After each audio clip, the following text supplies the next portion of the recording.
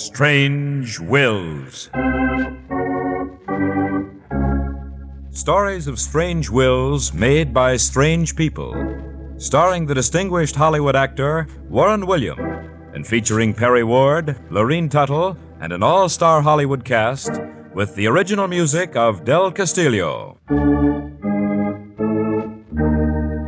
I devise and bequeath to my heirs the 7 deadly sins: envy, pride, hate, jealousy, despair, greed, and anger.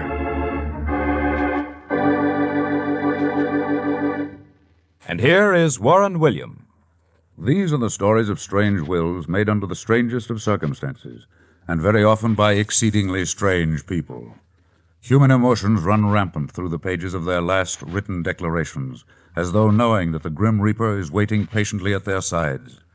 They, in a final outburst, fling the challenge of death into the face of uncertain destiny. You'll see what I mean a little later, but first, a few words from your announcer. And now back to Warren William as John Francis O'Connell in The Lady and the Pirate. It has been my good fortune to come from an illustrious line of lawyers. My inherited legal birthright dates back to the year 1724, when my ancestor and namesake, John Francis O'Connell, left England under the King's command to become the legal counselor to the governor of the Carolinas. But he had another mission, a secret one. He was sent to the Carolinas to personally direct in the capture and hanging of the notorious pirate and renegade Englishman, Black Richard Templeton, whose ship, the Elizabeth, cast a shadow of death and doom across the trade lanes in Caribbean waters. How Black Richard finally died is of no relative importance, but his will, written under the most peculiar of circumstances, remains as one of the most unique ever to be filed in probate. Let us now turn back the pages of history to a May evening in the year 1724. His Gracious Majesty's ship, the Royal Vengeance, bound for the Carolinas and the New World, is moving slowly down the channel toward the open sea. Only 3 passengers are aboard. The charming and beautiful Lady Ruth Carroll, whose husband died while fighting in His Majesty's service against France, her personal maid Cecile, and I, John Francis O'Connell, barrister and personal representative of the King. The Lady Carroll and her maid are leaning against the rail as they watch the slow progress of the ship as it passes the shadowy docks and buildings that line the waterfront. Weeks and months ahead lies the New World. Uncertainty, adventure, but we Britishers are an adventurous race. Well, Cecile, we're off at last on our great adventure. I wonder, milady, if we'll ever see our beloved England again. I hope that divine providence will help us reach your uncle's plantation safely. Divine providence in our fearless ship, Cecile. Are you still afraid, little chipmunk? Haven't I told you the Royal Vengeance crowds more sail, carries more guns, and is manned by the bravest crew in all England? Yes, milady Ruth, but... But what, Cecile? I know all that to be true, but I worry nonetheless. I've heard tales from seafaring men. I've heard them tell of... Oh, but I shouldn't frighten you, milady. Oh, frighten me. Goodness, Cecile, nothing ever frightens me. Go on. I've heard them tell about that pirate, Black Richard, they call him. And if their stories are true, his deeds are blacker than his name. He sounds exciting, Cecile. Oh, how I would love to cross the path of this Black Richard. Milady! I mean every word I say. I'm not afraid of any man. To show this lout up in his stupidity would be my greatest delight. Ah, but if he sees you, if Black Richard should ever see you... Well, let him. He'll see how high an English girl can toss her chin. He'll see that I'm no scullery maid to be trifled with. Oh, milady, I'm afraid he'll see more than that. What do you mean? He'll see 2 red lips bursting with ripeness. He'll see blue eyes as soft as a summer cloud, and a figure that was the toast of London. And seeing, what do you think he will do, Cecile? I'd rather not say, milady.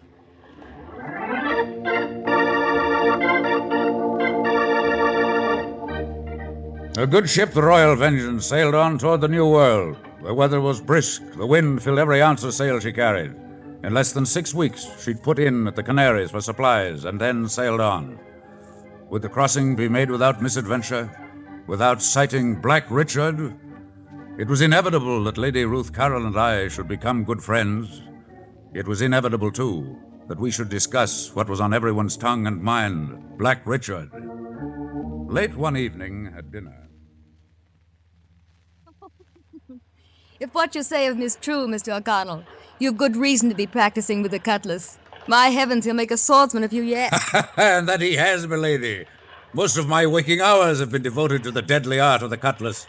And I must confess, I've even practiced in my sleep. Just let me see Black Richard, and I promise you, milady, he'll be carrion fit for the buzzer. In spite of all your horrible stories about making the men walk the plank and taking the women to his lonely isle near Nassau, I'm still not the least bit afraid. Brave girl. And you've really no reason to be. The Royal Vengeance carries 60 guns, and each gun crew has been trained by the Royal Navy. Our gallant Captain Hughes is considered the bravest, most fearless master on the high seas. No, this Black Richard won't tackle us this crossing. Oh, fiddlesticks, I'm disappointed. Don't be, milady. Consider yourself fortunate. As our ship drew near the Bahamas, the first ill omen appeared. The barometer fell rapidly. The Royal Vengeance was running head-on into a storm, and the wind, reaching hurricane velocity, was driving us nearer and nearer to the lair of Black Richard. Captain Hughes was prepared for the storm. Up the main topmast there! Hurry! Keep your eyes open for strange ships! Aye, aye, sir. Batten down the hatches! Gun crews on the alert! We can't be caught napping! Mr. O'Connell! Mr. O'Connell! Aye, Captain? You'll take the ladies below for their personal safety and yours. We're going to have dirty weather. Milady, Cecile, you heard we're ordered below. Oh, isn't this storm wonderful? Look at the waves. Oh, sheer mountains. And the wind, how it howls. Like the very devil, if you ask me. Just think, Mr. O'Connell. Somewhere out there in the same storm is Black Richard. I wonder what he's doing. More than likely heading straight for port. I doubt if he enjoys this any more than we do. I heard a sailor say that this is Black Richard's weather. That when the storm is at its worst, he ties himself to the topmast with his spyglass and he looks for ships. And then he follows them in the storm. That's utter nonsense. No man in his right mind. We'd better go below before the captain puts us in chains. Well, at least in the cabin we won't be able to hear the wind. Hold on the rope, Cecile, and you too, milady. Or you'll liable to be blown right off the ship. That's right. Easy now. There we are. Now down the steps. Rest if you can, Lady Ruth. I'll go on deck. If anything unusual happens, rest assured I'll come back and tell you. The only thing unusual that's going to happen is that I'm getting a funny feeling in my stomach. Oh, why did I ever leave England? I'll never know. I'll never know. Oh, forgive me, my lady, Mr. O'Connell, but I think I'm going to die.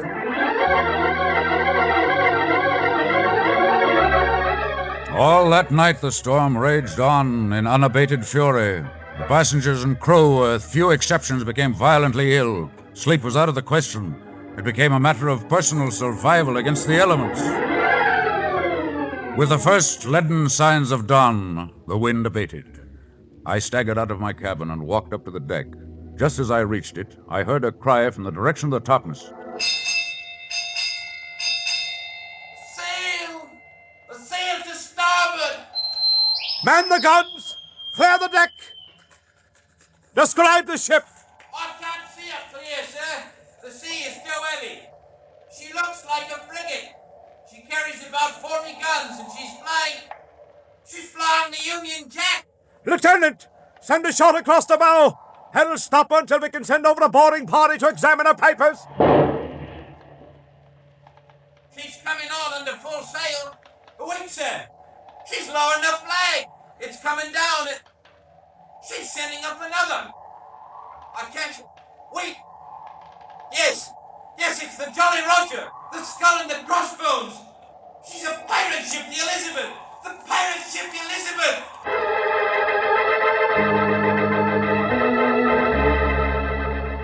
On board, things were in bad shape.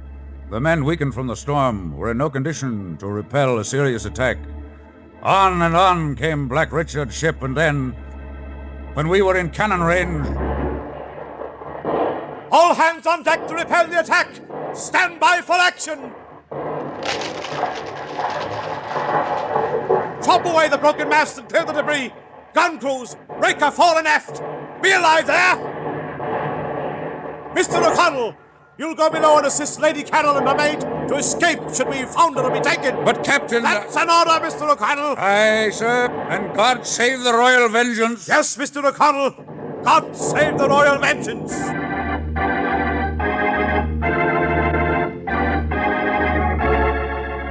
Even as I went below deck with Lady Ruth and Cecile, I was formulating a plan of action. I had been sent to the Carolinas under the King's command to assist in the capture and hanging of Black Richard the pirate, and I would do just that no matter what the captain ordered. But first, I must allow for the safety of Lady Ruth and Cecile. Lady Ruth, listen. I hear the sound of cutlasses. The pirates have boarded the ship. Mr. O'Connell, I'm afraid. Mr. O'Connell, I'm so afraid. Quiet, Cecile. Now listen carefully, both of you. I want you to do exactly as I say, or your life may be forfeited. Lady Ruth, get into a serving gown immediately. But... There's no time for buts. If you are taken prisoner, tell them that you are both scullery maids sailing in bondage to the colonies. All of your fineries, everything, must be cast into the sea. Not a trace. Oh, I knew I never should have left London. Just think Black Richard will capture us and carry us off to his island. We'll all be slaves to those filthy pirates. I'm going back on deck to engage Black Richard. I'll try to come back if matters worsen, but heed me. If you hear the sound of battle turning against us, you are to jump out of your window into the sea. That's an order. Though the great barrister would have us cast ourselves into the sea. Death before dishonor and all that belly rot. I say, give me a cutlet. I'll fight You'll these. do as I say, young lady. But I can't swim. I can't. Quiet, both of you. As you can see, the water is covered with debris from the battle. If necessary, hang on to anything within reach, and trust to God's providence.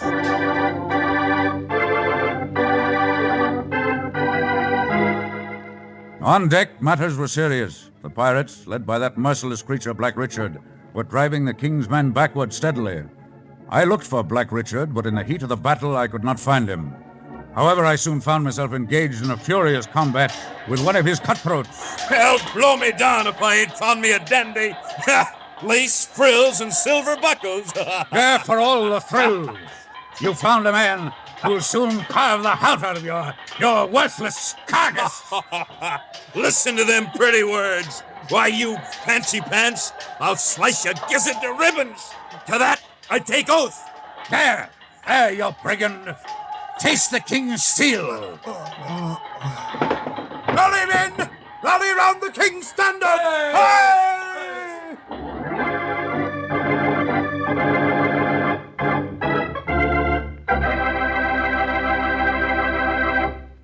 Part 2 of Strange Wills follows in just a moment.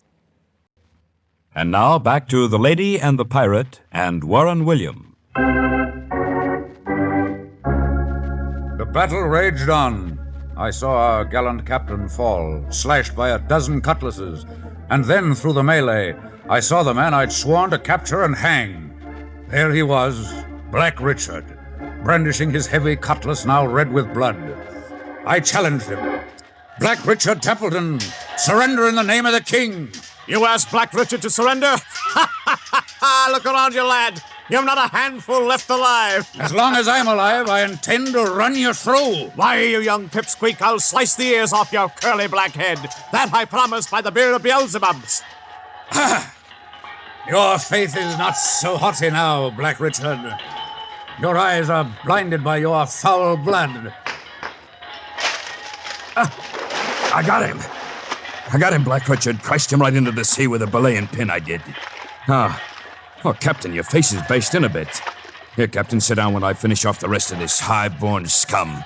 It'll only take a blooming minute. My unexpected fall into the water revived me almost immediately. Looking up at the ship, I saw that I had fallen close alongside Lady Ruth's cabin. Cecile was at the window. looking frantically down at me. Hurry, Mr. O'Connell, hurry! The pirates have come below! Go first, Cecile. Hurry, Chipmunk. I'll get my jewels. Open up in there! Open up or I'll carve the heart out of your body! Here I come, Mr. O'Connell! All right, Cecile, quickly now. Ruth! Ruth, where are you? Hurry! Hurry! Well, shiver my timbers. Look what I captured. Cecile and I, clinging to our spar, watched the Royal Vengeance break out in angry flames and then, like a tired warrior, slowly sink into a foaming sea. In the far distance, we could see the pirate ship Elizabeth settle slowly by the bow. It had been a death struggle. But fate was kind. The very next morning, a British man-of-war sighted us adrift and saved our lives. Eventually, Cecile and I reached the Carolinas. But the weeks passed, and nothing more was heard about the gallant crew and the Royal Vengeance, or from Lady Ruth. Strangely, too, nothing more was heard from Black Richard. He had disappeared just as mysteriously as the rest. What had happened? I was sitting in my chambers one afternoon, almost 2 years later. There's a lady to see you, sir. She says you will recollect. Her name is Carroll. Lady Ruth Carroll. What? Lady Ruth Carroll? I can't believe it. You, Lady Ruth. Your obedient servant, sir. May I enter? Oh, by all means.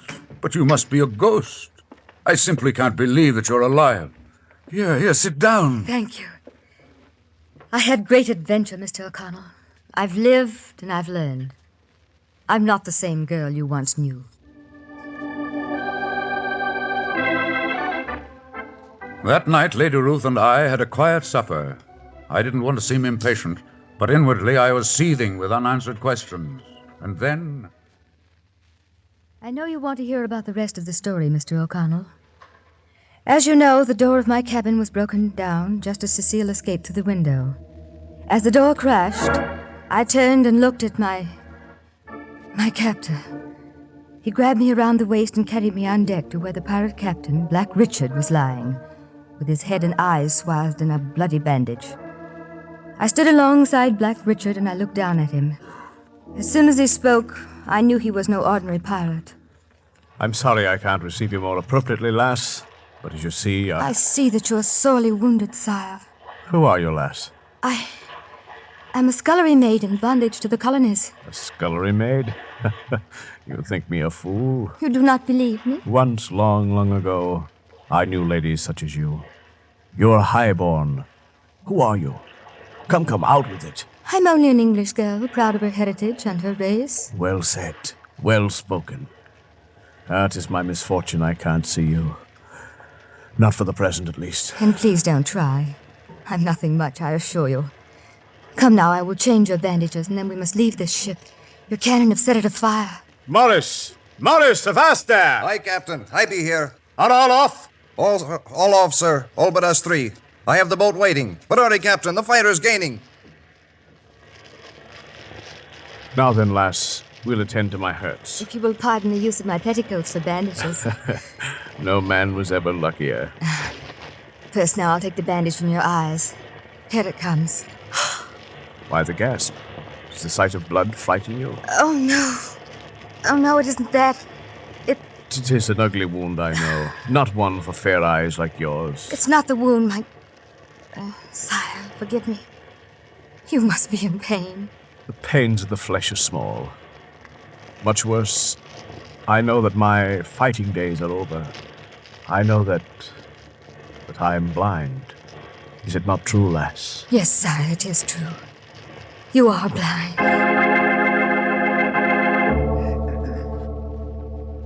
The three of us set out in a small boat. By that time, the Elizabeth had sunk beneath the waves. During the night, we suffered our first casualty. Morris, the pirate who accompanied us, was washed into the sea.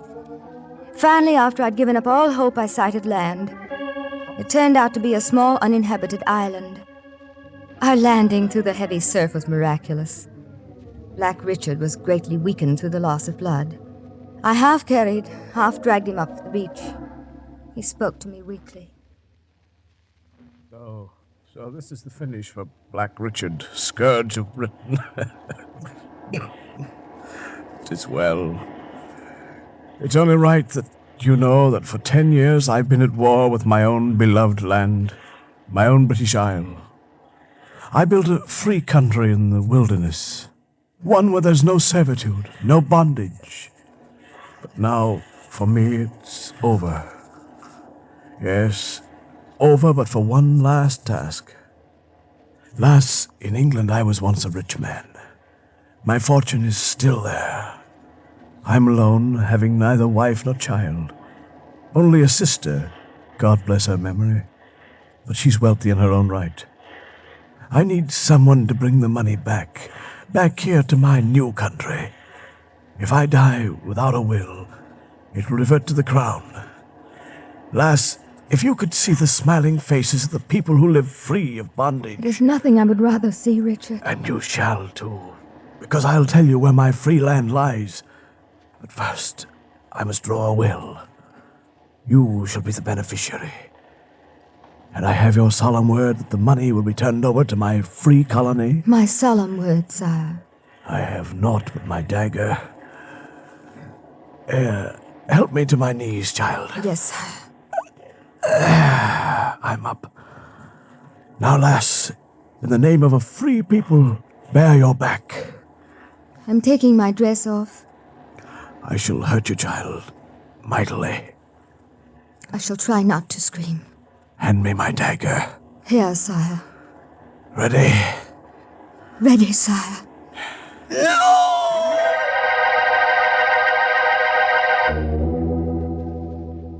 Black Richard died the next day. I buried him and marked his grave. A short while later, a passing ship rescued me. It was bound for free land, Black Richard's home. What I saw there confirmed everything he told me. Mr. O'Connell, I'm going back to England and to bring back Black Richard's fortune back to those people. And I shall join them in their new way of life. But Lady Ruth, Black Richard has no standing before the British courts. Even if he had a fortune, if it became known, it would be confiscated by the Crown. Black Richard Templeton was a fictitious name, Mr. O'Connell. There's another name. A real name that he once bore honorably. No one shall know that there was any relationship between the two. Only you and I. But, Lady Ruth, I am the King's counselor. I have sworn allegiance to His Majesty. But first I shall take you to visit the people of Freeland. And then you can make your own decision. My ultimate decision was clearly defined when I accompanied Lady Ruth Carroll back to London in order to help her in proving the last will and testament of Black Richard. We were summoned before the House of Peers. I presented her case. My lords, because of the mitigating circumstances which will be known to you, the last will and testament of the deceased can never be actually filed. But I have brought the sole beneficiary before this august body in order that each of you can personally examine the document. Lady Ruth Carroll, I ask you now to disrobe before the House of Peers. Oh, believe me, my lords, I do not show disrespect to either Lady Ruth Carroll or to you. Rest assured that only her back will be exposed. Are you ready, milady? Yes, Mr. O'Connell. Will you please walk up to the lords, milady, and let them examine your back? And with your permission, my lords, I shall read the words tattooed across her back. All to bearer. Signed, Sir George Pemberton, 1724. Many of you remember Sir George Pemberton. He sailed for the colonies 10 years ago. Little was heard of him since, save only that he purchased an island in the Bahamas. But by fate or providence, as you will, Sir George Pemberton lived long enough to carve his last will and testament on the back of his own sister.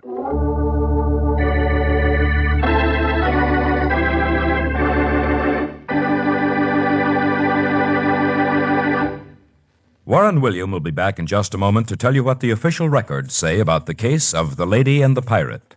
But first, here is a brief message from your announcer. And now back to Warren William. In the last pages of his diary about this famous case, John Francis O'Connell says, by special decree, a copy of the last will and testament of Sir George Pemberton was permitted to be filed instead of the original. The reason, of course, was apparent. The diary continues. All of the monies of Sir Pemberton's estate were turned over to the beneficiary, and about 6 months later, Lady Carol and I returned to free land forever. And here the diary ends. Was the black anger that Sir Pemberton bore against tyranny and oppression a deadly sin? It might have been. But there are those who think that this personal love of freedom and equality greatly outweighed the apparent injustices made during his life as a pirate. For who in this case can draw the line between pirate and liberator? I can't. Can you? Next week, my story is about a man who, in his last will and testament, bequeathed the one and only thing he held most dear in life to, of all people, his competitor. It was not money nor jewels, but much more important, the girl he loved and hoped to marry. Fortunately for all concerned, this will was never filed for probate. But you'll hear a story as beautiful, as poignant, and as realistic as any ever heard before. We call this unusual story The Prince of Broadway. This is Warren William inviting you to listen again next week. Strange Wills is written by Ken Krapin and directed by Albert Ulrich. This is a Teleways feature produced in Hollywood.